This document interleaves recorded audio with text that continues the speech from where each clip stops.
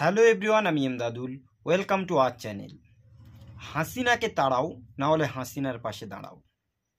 আমরা জানি গত কয়েক বছর আগে ভারত সরকার এনআরসি সিএএ বিল এনেছিল, যে বিলে মূল ফান্ডা ছিল বাংলাদেশ, পাকিস্তান অথবা আফগানিস্তান থেকে যদি কেউ ধর্মে থেকে অবহেলিত বা অত্যাচারিত হয়ে সে দেশ থেকে যদি কোনো হিন্দু, খ্রিস্টান বা পাঞ্জাবি লোক ভারতে আসে তাদের নাগরিকত্ব দেয়া হবে, কিন্তু কোনো মুসলিম যদি চলে আসে তাদের নাগরিকত্ব দেয়া হবে না।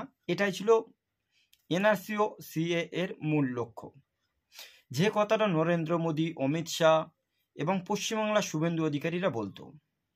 কিন্তু আজ 2024 সালে আমরা দেখতে পাচ্ছি ভারতবর্ষের প্রধানমন্ত্রী ছিলেন যিনি, শেখ হাসিনা, সে একজন মুসলিম, সে দেশ থেকে পালিয়ে ভারতে চলে এসেছে, অথচ ভারত সরকার তাকে আশ্রয় দিয়ে রেখেছে।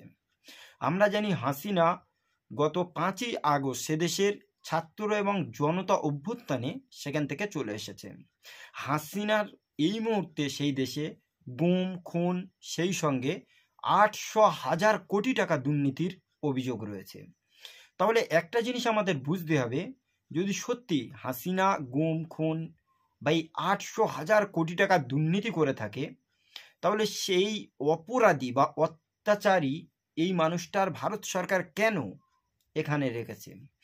আমরা একটা কথা সবসময় বলে থাকি পাকিস্তানকে, যে পাকিস্তান শাহিদ আজমাল বা দাউদ ইব্রাহিমের মতো কুখ্যাত অপরাধীকে পাকিস্তান সবসময় সাপোর্ট দেয়, তারা একটা জঙ্গি দেশ।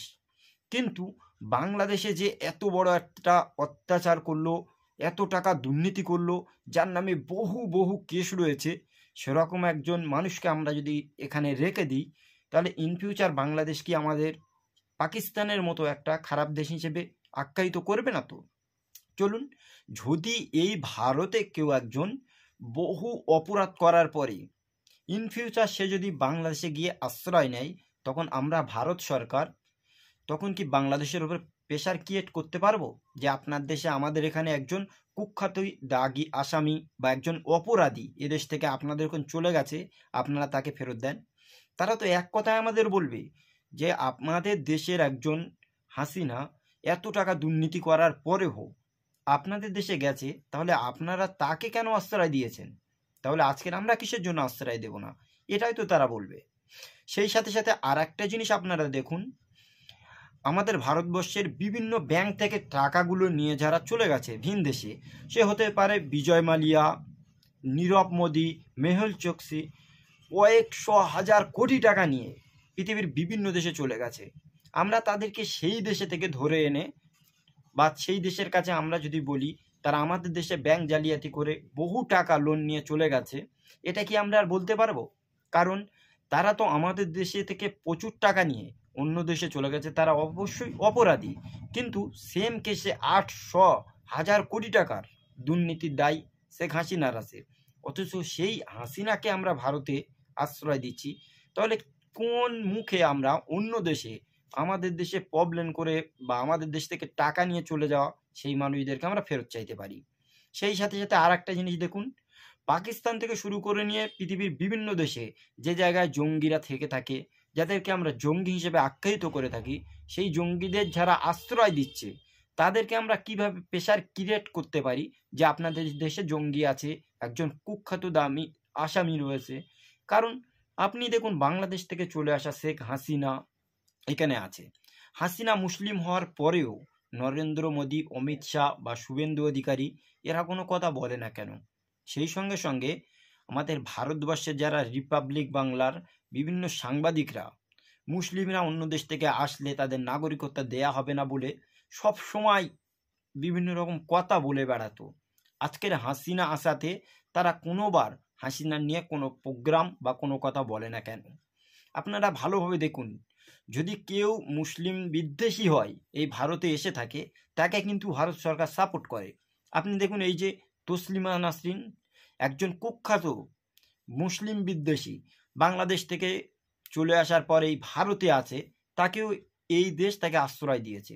অথচ ভালোভাবে দেখলে এই দেশ বলছে যে এনআরসি সিএ হবে, সেখানে মুসলিম ছাড়া অন্য ধর্মের মানুষরা এলে তাদেরকে সাপোর্ট দেওয়া হবে। কিন্তু আজকের কেন তাহলে হাসিনা বা তাসলিমা নাসরিনদের জায়গা করে দেয়া হচ্ছে? অবশ্যই এই কোশ্চেনগুলো তো আসবে অবশ্যই মানুষের মাথায়। সেই সাথে সাথে ভারত সরকারের এখনই বর্তমান সময়ে বাংলাদেশ ভার্সেস ভারতের যে একটা ডিভাইডেশন চলছে, সেই বিষয়ে ভারত সরকার কি করেছে আপনি একটা জিনিস ভালো করে দেখুন। গত কয়েক মাস আগে যখন ভারতবর্ষে ক্রিকেট বিশ্বকাপ চলছিল, বিশ্বকাপের ফাইনালে একদিকে ভারত এবং অপর সাইডে অস্ট্রেলিয়ার টিম লিড করছিল, সেখানে আমরা দেখেছি বাংলাদেশ পুরো কান্ট্রি থেকে অধিকাংশ মানুষরা ভারতের বিরোধী করে অস্ট্রেলিয়াকে সাপোর্ট করছিল। সেখান থেকে বিভিন্ন রকম কথাবার্তা তারা শেয়ার করছিল। তখন তো হাসিনা সরকারে ছিল, কিন্তু হাসিনা সেদেশের এই ভারত বিদ্বেষী মানুষদের কোনো কিছু কি বলেছিল? কিছুই বলেনি। কিন্তু সেই হাসিনা আজকে তাদের কাছ থেকে চলে আসার পর ভারত সরকার তাকে আশ্রয় দিচ্ছে। আমরা একটা জিনিস ভেবে পাইনি যে হাসিনা সত্যি কি ভারতের বন্ধু নাকি ভারতের অনেক বড় শত্রু। সুতরাং ভারত সরকারের এখন একটা জিনিস করা উচিত যে হাসিনার হয় তাড়াও নাই হাসিনার পাশে দাঁড়াও। যদি হাসিনার পাশে দাঁড়িয়ে ভারতের কোনো লাভ হয় তাহলে থাকুক, যদি না কোনো লাভবান হতে পারে তাহলে ভারতে হাসিনা রেখে দেয়াটাই একদমই ঠিক নয় বলে আমরা মনে করি। সুতরাং এই সম্পর্কে অবশ্যই আপনারা আপনাদের মূল্যবান মতামত কমেন্টে জানাবেন যে হাসিনা এখানে থাকলে অন্য দেশের সঙ্গে কি আমাদের কূটনৈতিক সম্পর্ক ভালো থাকবে, বা আমাদের দেশে কেউ যদি কোনো প্রবলেম ক্রিয়েট করে দাগি আসামি অন্য দেশে চলে যায়, তাদের কাছে কি আমরা প্রেশার ক্রিয়েট করতে পারবো যে আপনাদের দেশে আমাদের এই আসামি চলে গেছে, তাকে আপনারা ফেরত পাঠান? এটা কি আমরা বলতে পারবো? সেই সমস্ত বিষয় নিয়ে আপনাদের মূল্যবান মতামত অবশ্যই কমেন্টে জানাবেন। সুতরাং আজকের ভিডিওটি এই পর্যন্তই। দেখা হচ্ছে অন্য কোনো দিন অন্য কোনো টপিকে। ভালো থাকুন।